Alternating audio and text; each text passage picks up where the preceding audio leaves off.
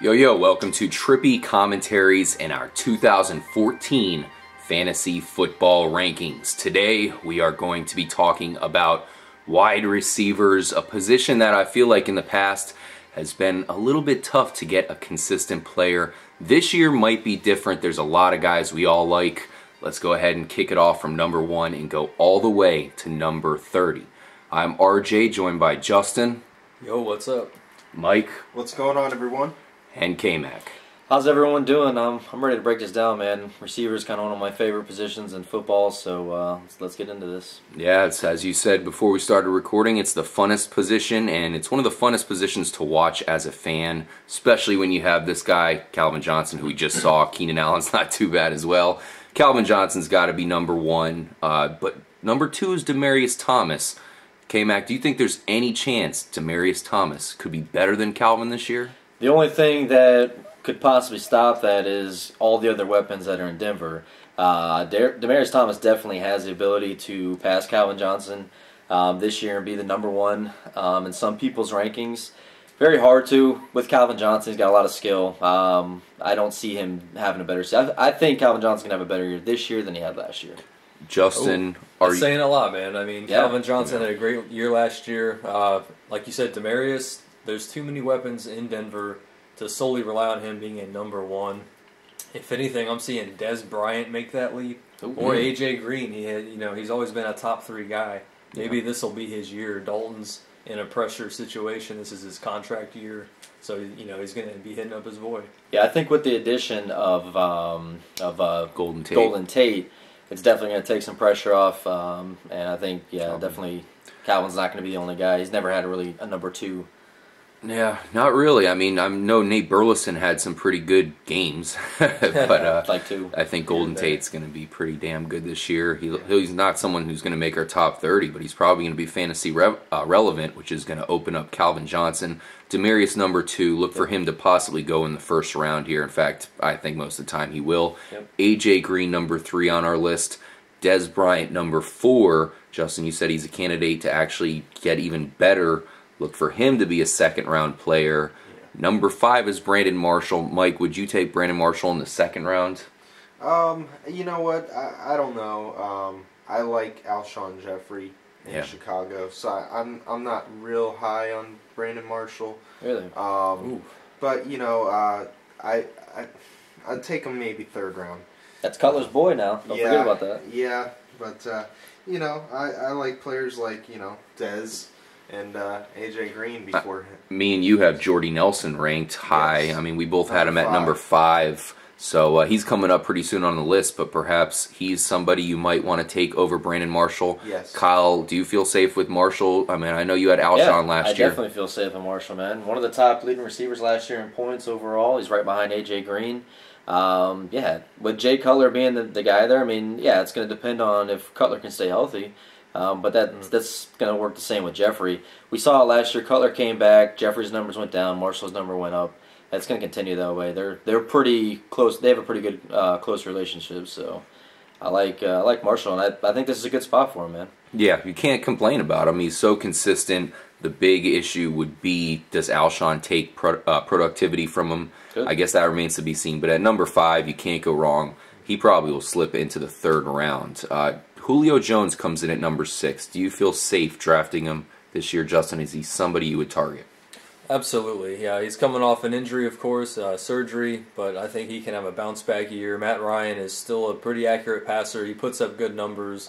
Falcons just had kind of an off year last year, so I think it's going to be a comeback for the Falcons. Unfortunately for us as Bucs fans, we hopefully that doesn't happen, but he's dangerous. Julio is dangerous. He's got speed. He's a burner, man. You got in the first round, second round receivers. You want the burners that are going to be the playmakers. Julio is one of those guys. Yeah, let's see how he can come back from injury. I think he's going to be fine, though. Yeah, I thought he was going to be a top 5 guy before the injury, and now it's funny that we have him ranked pretty low. I mean, he comes in at number 6. I had him ranked 8, so that's a really talented guy who you can get close to the bottom 10 there.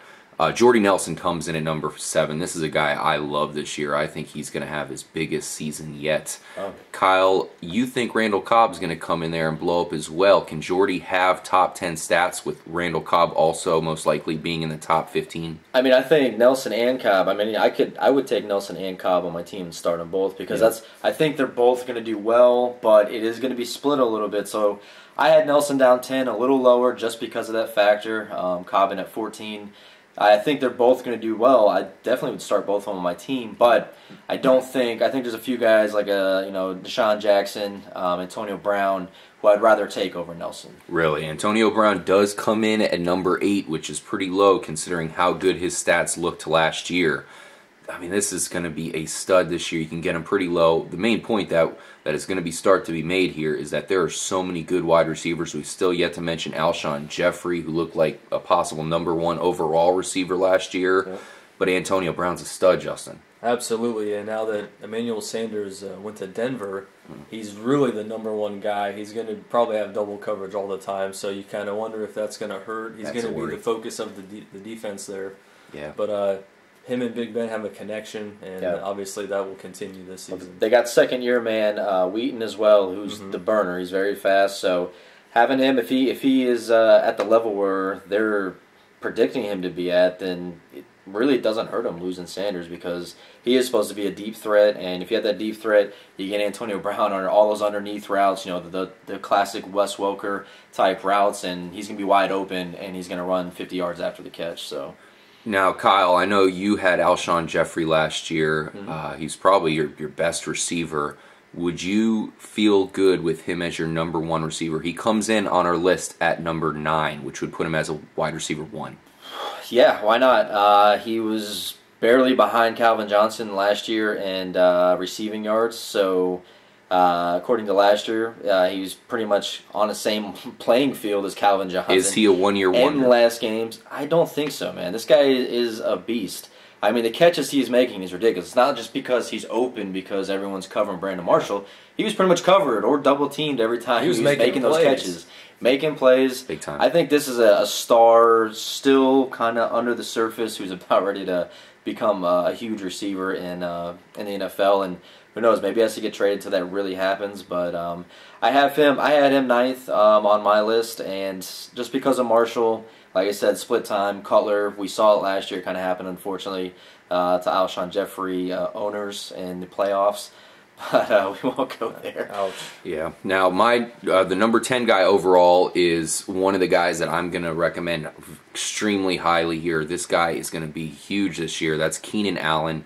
In limited time last season, he had 71 catches for 1,046 yards, and most importantly, 8 touchdowns. That's not 8 touchdowns in a full season. I mean, it took him a while to get acclimated with Phillip Rivers. Justin, how do you feel about Keenan Allen this year? Oh, he had a nice blow-up there at the end of last season, and he got on everybody's radar, so he's looking like the number 1 receiver for old man Rivers. So it's looking pretty good, and I would definitely see 9 or 10 touchdowns in his future. I can't really name another receiver that's really going to steal the plays. He will draw more attention from the defense, but other than that, Phillip Rivers, he usually finds that one target guy, and that's who he's going to focus on. Yeah, I mean, that's why I even have Phillip Rivers probably higher ranking than all you guys had when we did the quarterbacks one because of this man right here, Keenan Allen, and that's really nothing bad I can say about the guy and his game. Everything is a positive, does everything well. He's really never covered. Throw the ball in the right spot, he's going to make the plays. So yeah, I mean, we're extremely high on him. Number 11 is Randall Cobb. I know you're pretty high on him, Mike. Yes. Are you going for him this year? Yeah, definitely. I have him ranked at number 8. I like him a lot, as well as Jordy Nelson there in Green Bay. You had them both in the top 10. Yeah, exactly. I think Green Bay is going to have a great passing attack this year, like always. And, we're going to see Cobb healthy and Nelson both doing their job there in Green Bay. No doubt. As far as I'm concerned, right now, I have if you play for the Saints, the Packers, or the Broncos, I want you on my team. I don't care who you are. I think those teams are pretty much guaranteed to have high-powered offenses. Randall Cobb, we all know if he stays healthy, he's a stud. That's it. Yeah. He's coming up after a pretty bad injury last year, but he's over that, and he's got the right mentality. Number 12 is a guy you're pretty familiar with here, Justino, Vincent Jackson. Vincent Jackson, our hometown Buccaneer. Even when he was with San Diego with Phillip Rivers, he was a standout guy, and when we got him, it was pretty amazing. A great signing. I'd say probably the best receiver we've had. The best receiver we've had that I can really name in the past 20 years. Anyway, he's going to put up some big numbers with Josh McCown. You know, Josh McCown's used to big receivers in Arizona and also in Chicago, so looking for big numbers for him, Mike Evans and Jenkins. Mike Evans doesn't make our top 30. He's someone you should definitely stretch to grab because he has huge potential, big time upside. That also is great for Vincent Jackson. That means Vincent Jackson's going to be even more open than usual, and he has the new quarterback, Josh McCown. I mean, Josh McCown was using Alshon Jeffrey and Brandon Marshall last year as good as possible. Vincent Jackson's in that same exact mold. Very tall, very big guy. He's a beast, man. He muscles guys for the ball. He'll use his body. He uses his strength. He's 6'5", so he's got some leverage as well. Vincent Jackson we have ranked number 12. I would feel fine with him as my wide receiver 1. Team him up with DeSean Jackson. Speaking of DeSean Jackson, number 13. Kyle, he blew up last year. He's on a new team this year. I had him ranked higher this year. I think I might be the only person in here that feels that Washington's offense is really going to bounce back and be very successful this year. The addition of the new head coach, Jay Gruden. Yeah, he's kind of a quarterback type guru. He's going to teach RG3 how to be a pocket passer, which I believe he can be. He's got the brace off. He said he's moving a lot better. I see him to bounce back, man. And DeSean Jackson, he's kind of in the prime of his career right now. We saw it last year with him with Nick Foles just tearing it up.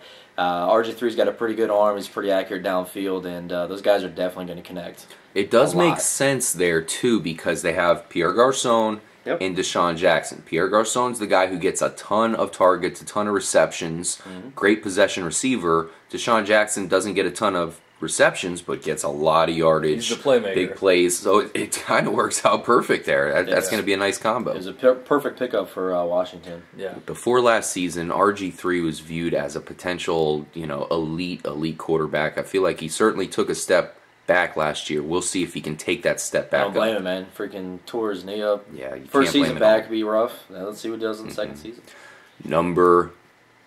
We are on 14 now.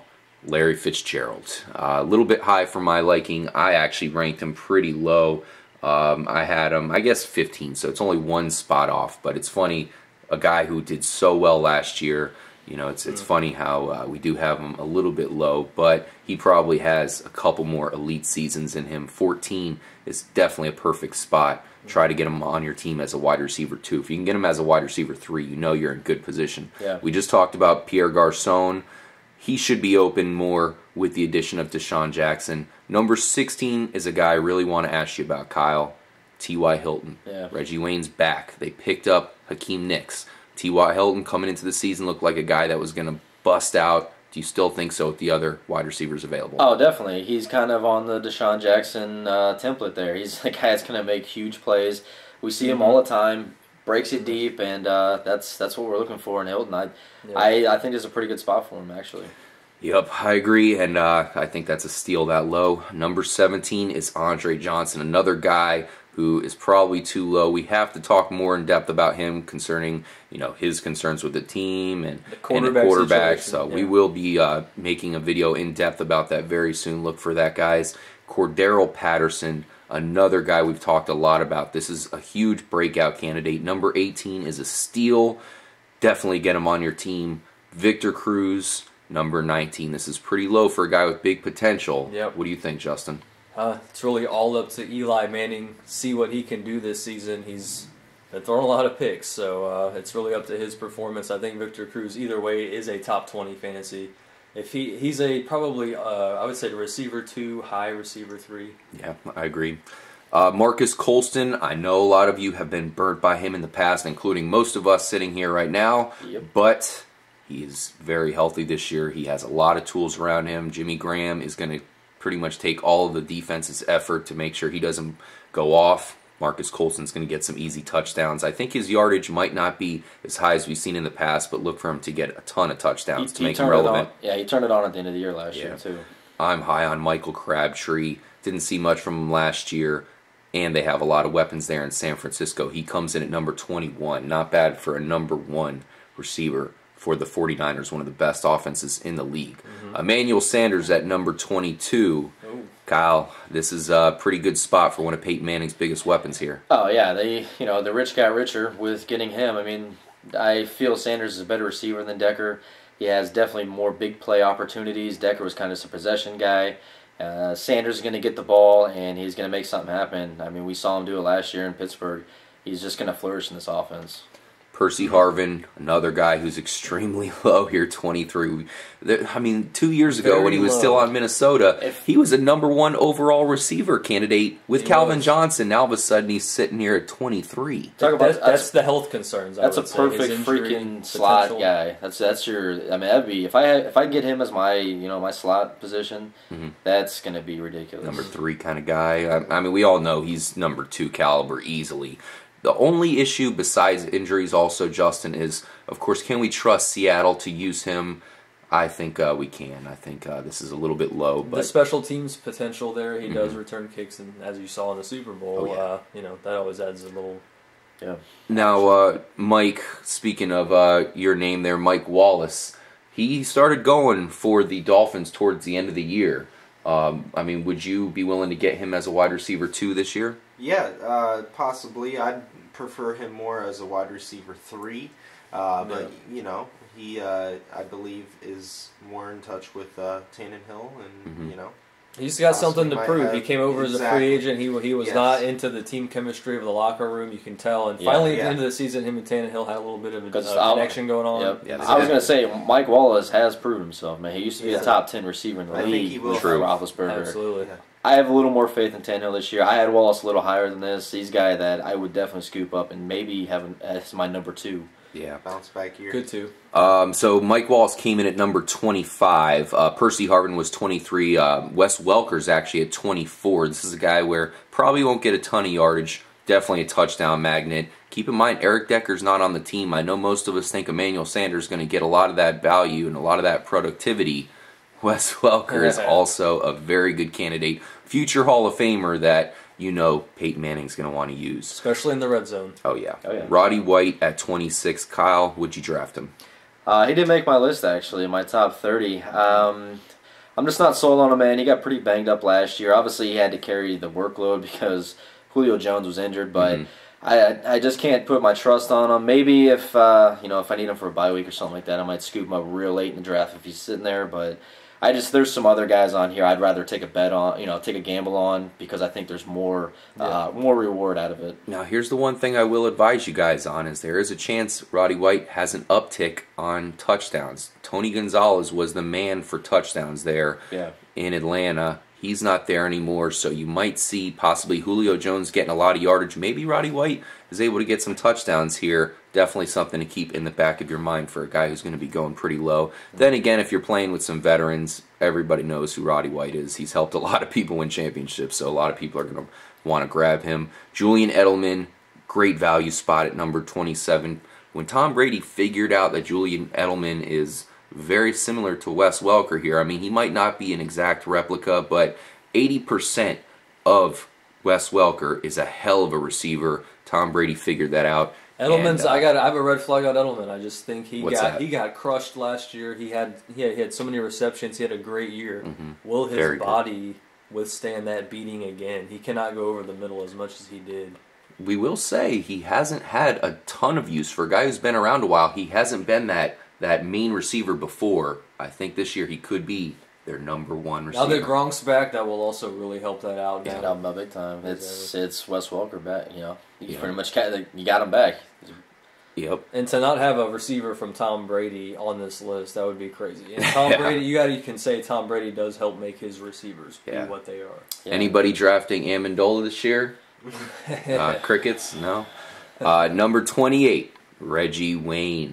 Talk about a future Hall of Famer linked up with probably a future Hall of Fame quarterback. I know it's super early, but we really like Andrew Luck here at Trippy Commentaries. We think he's going to improve. His wide receiver crew is off the chain this year. Reggie Wayne is kind of stealthily just sitting there. He's another guy that's going to get some yardage, going to get some receptions for you guys in, of course, points per reception leagues. He's going to be open because T.Y. Hilton's most likely going to be the ¡1 guy this year. Torrey Hilton coming in at number 29. I think we'd all like Torrey Hilton. Torrey Smith. That's right. Baltimore.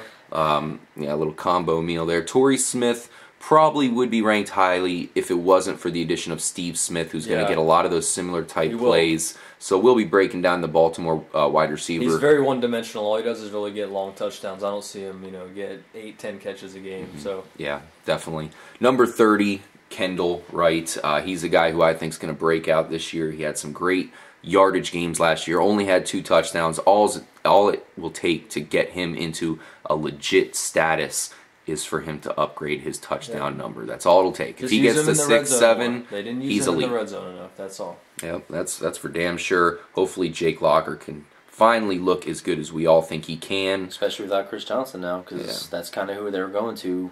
Yeah.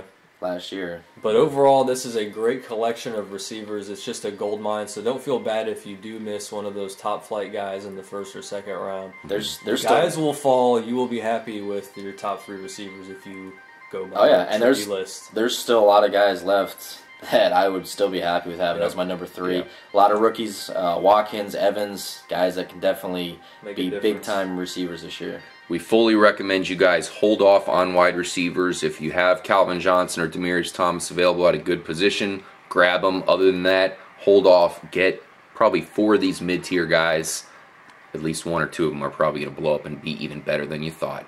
Thank you guys for joining us for our wide receiver rankings. Make sure to check out all of the other rankings videos. Drop a comment anytime, and stay trippy.